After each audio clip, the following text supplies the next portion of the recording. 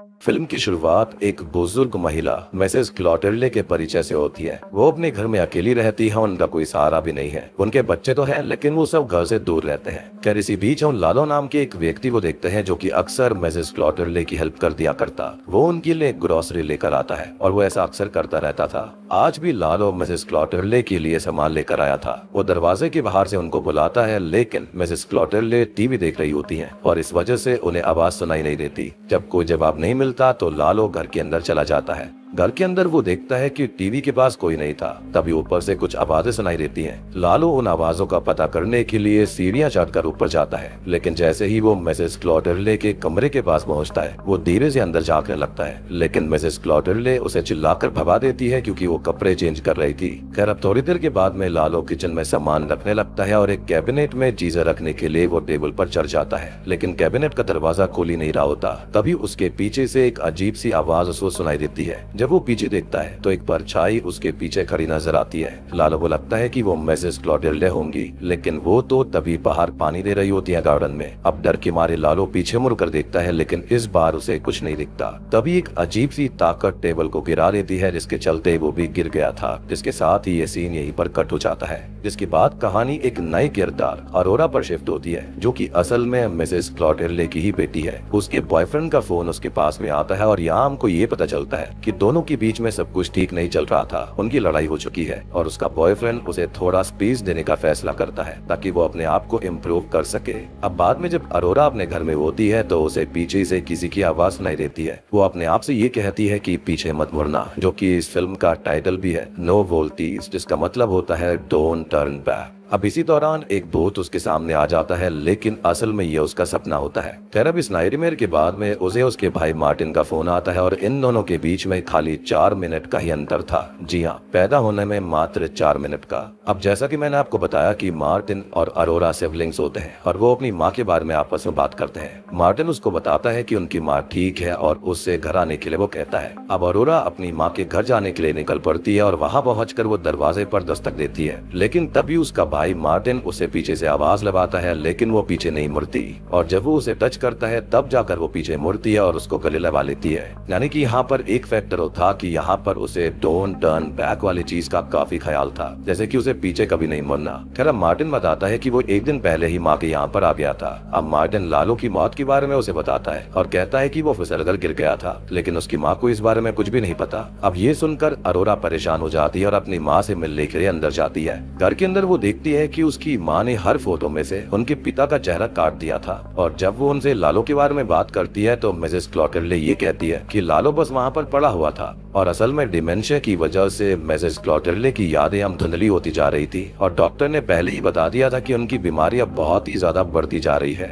ऐसी हालत में मिसेस क्लॉटेल्डे का अकेला इस घर में रहना नामुमकिन था, इसलिए मार्टिन और अरोरा में से किसी एक को उनका ख्याल रखने की जरूरत थी। लेकिन मार्टिन ये कहता है कि वो अपनी मॉम को अपने पास नहीं रख सकता क्योंकि उसकी रूममेट के पास में एक बिल्ली है और मिसेस क्लॉटेल्डे को बिल्ली से एलर्जी थी। मार्टिन ये भी बताता है कि वो थेरेपी लेता है और अपनी मेंटल हेल्थ की वजह से वो अपनी मॉम को रखने की जिम्मेदारी नहीं उठा पाएगा। दूसरी तरफ अरोरा भी इसके लिए मना कर देती है। वो ये कहती है कि वो अपनी मॉम को अपने घर ले जाने के लिए रेडी नहीं है क्योंकि वो एक रिलेशनशिप के अंदर है और उसका घर काफी छोटा भी है, तो वहाँ पर वो एडजस्ट नहीं हो सकती। यानी कि दोनों ही इस सिचुएशन से निकलने की कोशिश कर रहे थे और सोच रहे थे कि क्या किया जाए, लेकिन वो किसी नतीजे पर नहीं पहुँचते। तभी मार्टिन घर के बारे में बात छेड़ देता है। वो कहता है कि उनके पिता के गुजर जाने के बाद घर की हालत जैसी थी वैसी ही रह गई है और किसी ने भी घर को रेनोवेट करने की, संभालने की या फिर बदलने की कोशिश नहीं करी। अब मार्टिन अपनी बचपन की यादों के बारे में बात करता है और अरोरा को वो दिन याद दिलाता है जब उन्होंने कैंप लेक का ट्रिप किया था। लेकिन वो ये भी कहता है कि उसे अपने बचपन के बारे में इतना कुछ याद भी नहीं है, ना ही अपने पिता के बारे में, और उसे सिर्फ एक ही बात विविडली याद है जब वो 12 साल का था और उसे अपने डैड को स्टेयर्स पर देखा था। शायद उसके पिता की मौत सीढ़ियों से गिरने की वजह से हुई थी।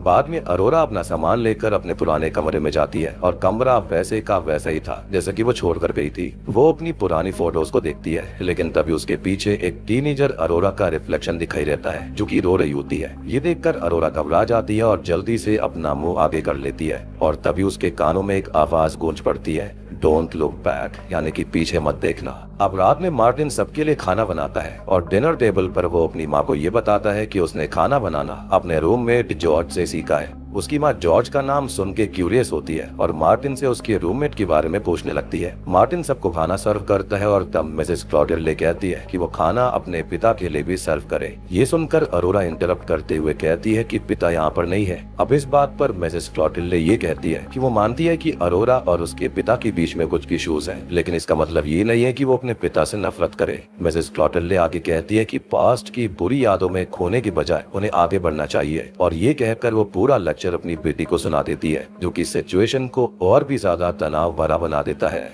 अब तभी यहाँ उन सब के बीच बहस होनी शुरू हो जाती है, जिसमें अरोरा अपनी माँ से ये कहती है कि उनके पिता काफी पहले ही खत्म हो चुके हैं, लेकिन मिसेस क्लॉटेल्ले इस बात को मानने के लिए तैयार नहीं थी। उनका कहना था कि उनके हस्बैंड तो अभी भी उनके सामने ही बैठे हुए हैं, यानी कि डिमेंशिया की दिक्कत उनके साथ बहुत ही ज्यादा हो गई थी। अरोरा और मार्टिन दोनों ही उनसे ज्यादा बहस नहीं करते और चुप रह जाते हैं, जिसके बाद हम मार्टिन को घर के बाहर जॉर्ज से बात करते हुए देखते हैं, जिससे हमको ये बात पता चल जाती है कि मार्टिन और जॉर्ज असल में रिश्ते में थे और वो दोनों ही गे होते हैं। और इसी बीच वहाँ पर अरोरा आ जाती है। अरोरा मार्टिन से कहती है कि उनकी माँ का ये मानना है कि उनके पिता जिंदा हैं और अब काफी ज्यादा सीरियस बात हो चुकी है। उनके लिए एक नर्सिंग होम का अरेंजमेंट जल्दी से जल्दी करना होगा, नहीं तो बहुत दिक्कत हो सकती थी, और मार्टिन भी इस बात से सहमत होता है। अरोरा कहती है कि उन्हें अभी के अभी कोई आसपास का नर्सिंग होम ढूंढना होगा, क्योंकि वो अपने कॉम्प्लिकेटेड रिश्ते और पर्सनल इश्यूज की वजह से यहाँ पर ज्यादा दिन नहीं रुक सकती, और ये कहकर वो वहाँ से जाने लगती है। तब मार्टिन उससे ये पूछता है कि तुम डैड से इतनी नफरत क्यों करती हो। इस पर अरोरा जवाब देती है कि मैं अपने पिता से नफरत नहीं करती, लेकिन अब वो जिंदा नहीं है। अब रात में जब मार्टिन घर के अंदर होता है तब उसे किचन से कुछ गिरने की आवाज सुनाई देती है। जब वो पास जाकर देखता है तो एक चम्मच जमीन पर पड़ी हुई थी।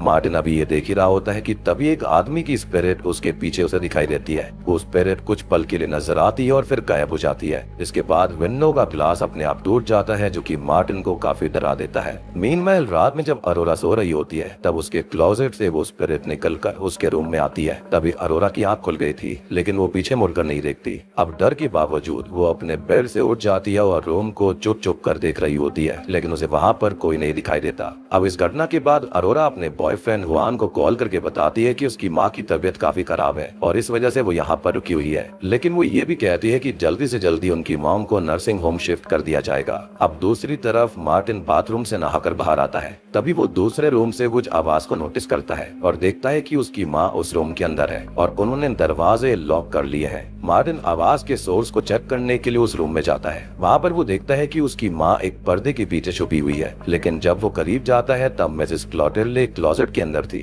जो मार्टिन को काफी चौंका देता है। अब मार्टिन की माँ उससे ये पूछती है कि क्या तुमको लगता है कि मैं पागल हूँ। इस पर मार्टिन तुरंत ही कहता है कि बिल्कुल भी नहीं माँ। तब मिसेस क्लॉटेल्ले कहने लगती है कि अगर ऐसा नहीं है तो तुम मुझे इस घर से क्यों भेजना चाहते हो। मार्टिन हैरानी में उनसे पूछता है कि ये बात आपको किसने बताई। तो मिसेस क्लॉटेल्ले कहती है कि मुझसे झूठ मत बोलो, मुझे कोई भी यहाँ से बाहर नहीं कर सकता। इसके बाद में मिसेस क्लॉटेल्ले मार्टिन से प्रॉमिस लेती है कि वो उन्हें कभी इस घर से नहीं भेजेगा, और मार्टिन भी उनका दिल रखने के लिए उनको ये प्रॉमिस कर देता है। तभी मार्टिन वहाँ पर एक रखी हुई रिंग को नोटिस करता है और अपनी मॉम से अपने पिता के बारे में पूछने लगता है। वो कहता है कि उसे अपनी बचपन की ज्यादा यादें याद नहीं है। मिसेस क्लॉटेल्ले तभी बताती है कि उनके पिता एक बहुत ही अच्छे इंसान थे, वो हमेशा वही करते थे जो कि उनके परिवार और बच्चों के लिए सही होता था। और मार्टिन की माँ उसे बताती है कि उसके पिता हमेशा उसकी केयर किया करते थे, जो कुछ भी उन्होंने किया था वो सिर्फ अपने परिवार के लिए था। अगर कभी मार्टिन अपने पिता को फील करे तो उसे डरने की जरूरत नहीं है। उनके पिता हमेशा जानते थे कि क्या सही है, लेकिन एक बात हमेशा याद रखना कि पीछे मुड़कर कभी मत देखना,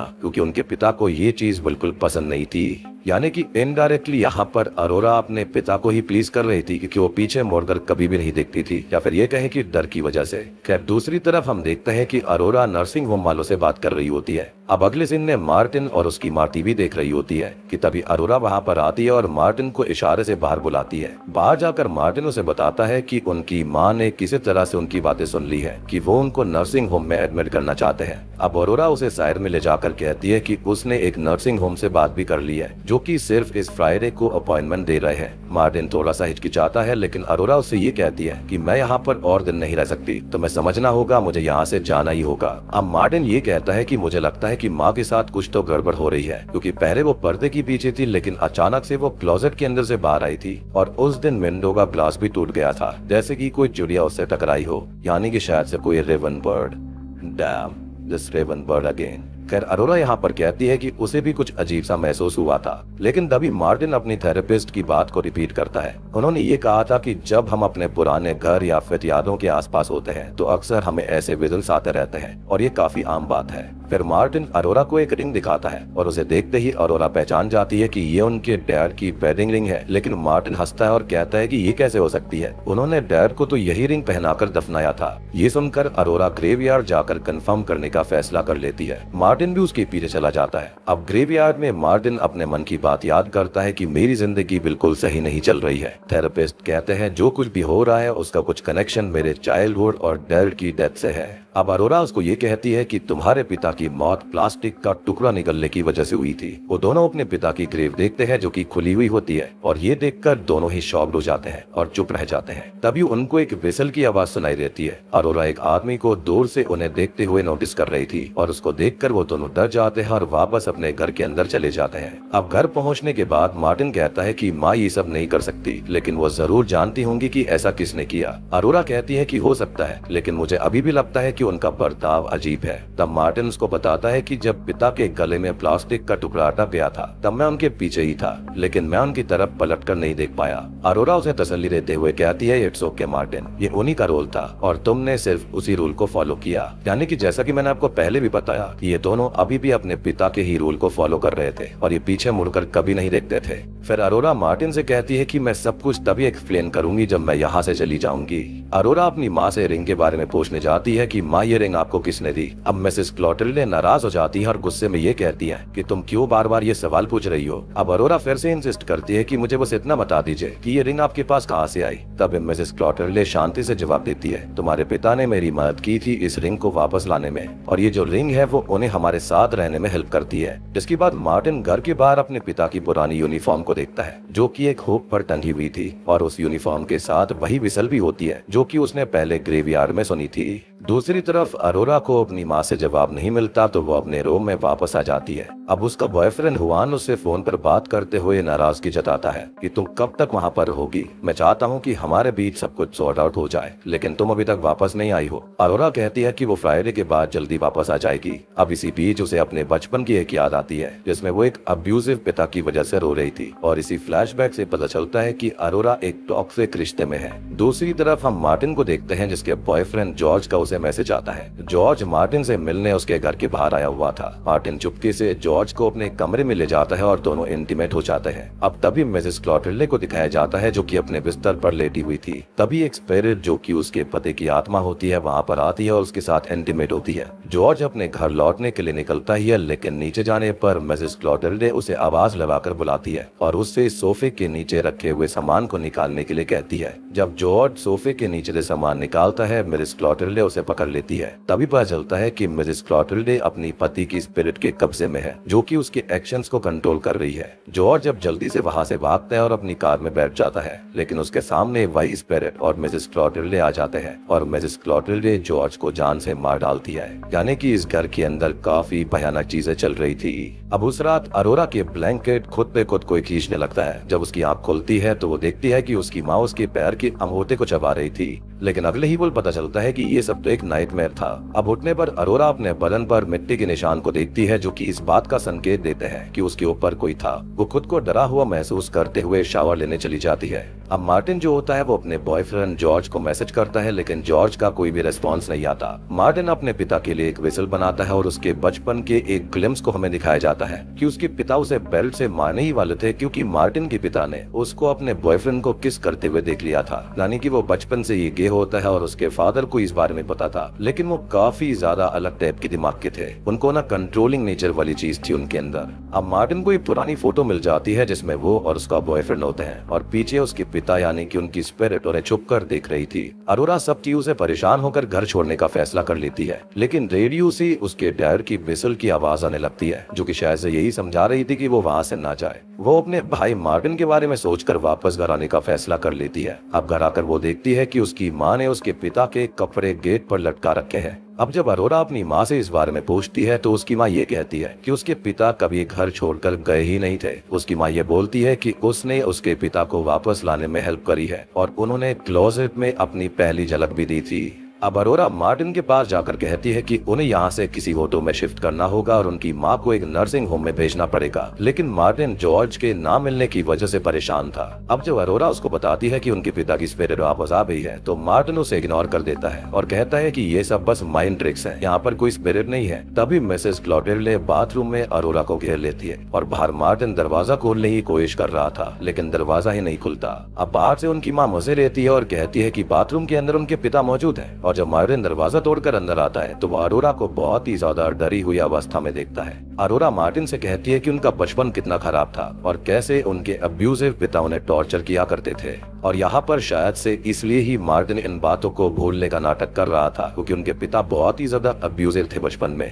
जिसके बाद में दोनों ही अपने बीते हुए समय को याद करते हुए एक दूसरे को गले लगाकर रोने लगते हैं। इसके बाद वो फैसला करते हैं कि वो अपनी माँ को नर्सिंग होम भेजकर यहाँ से चले जाएंगे। लेकिन पूरे घर में उनकी माँ उन्हें कहीं नहीं मिलती। क्लोजेट के अंदर उन्हें कम बैक खून से लिखा हुआ मिलता है और उनको एक विच क्राफ्ट की किताब भी मिलती है विच इंडिकेट्स कि यहाँ पर उनके पिता की स्पिरिट ने ये सब लिखा था। या फिर ये भी हो सकता है कि उनकी माँ ने अपनी खराब दिमाग की स्थिति के चलते ये कम बैक लिखा था अपने ही खून से, क्योंकि उसके बच्चे उसे काफी टाइम से इग्नोर कर रहे थे।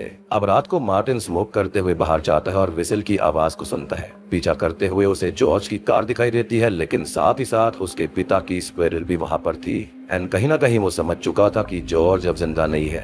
खैर मार्टिन अब डर के मारे घर लौट आता है लेकिन उसके पिता की स्पिरिट उसके ऊपर हमला कर देती है। आवाज सुनकर अरोरा नीचे आती है और मार्टिन को नीचे पाती है। मार्टिन कहता है कि उनके पिता उन्हें यहाँ से नहीं जाने देंगे, उनकी स्पिरिट वाकई में यहाँ पर है। खैर अब तभी होता यह है कि वो खुद को डाइनिंग टेबल के पास बंधे पाते हैं और उनकी माँ जॉर्ज की लाश को उनके पिता के कपड़े पहनाकर उसके अंदर उनकी स्पिरिट को डाल देती है। मार्टिन के डैड जॉर्ज की बॉडी को पजस करके जिंदा हो जाते हैं और मार्टिन को पीटने लगता है क्योंकि उसने फिर से गलत काम किया था। उनको गे वाली चीज बिल्कुल पसंद नहीं थी। अब जब अरोरा उसे रोकने की कोशिश करती है तो उसके पिता उसे ही पकड़ लेते हैं लेकिन इस बार अरोरा अपने ट्रॉमा का सामना करते हुए पीछे मुड़ जाती है और अपने पिता की स्पिरिट को स्टैब करती है, यानी कि जॉर्ज की लाश को। अब मार्टिन और अरोरा भाग जाते हैं लेकिन उनकी माँ उन्हें रोकती है और कहती है कि वो जो कर रही है सही कर रही है, यानी कि उन्होंने जो कुछ भी किया स्पिरिट को बुलाना वो बिल्कुल सही था। अब मार्टिन और अरोरा अपनी माँ को छोड़कर चले जाते हैं लेकिन उनके पिता वापस आकर अरोरा को असॉल्ट करने की कोशिश करते हैं। मार्टिन अपने पिता की उंगलियां काट देता है और दोनों भाई बहन वहां से भाग जाते हैं। रास्ते में अब अरोरा के बॉयफ्रेंड हुआन का फोन आता है जो कि उससे उल्टा सीधा बोल रहा था कि वो वापस क्यों नहीं आई। अब वो उसे गाली देकर फोन को तोड़ देती है, यानी कि उसने एक और अब्यूजिव रिश्ते से खुद को छुटकारा दे दिया था।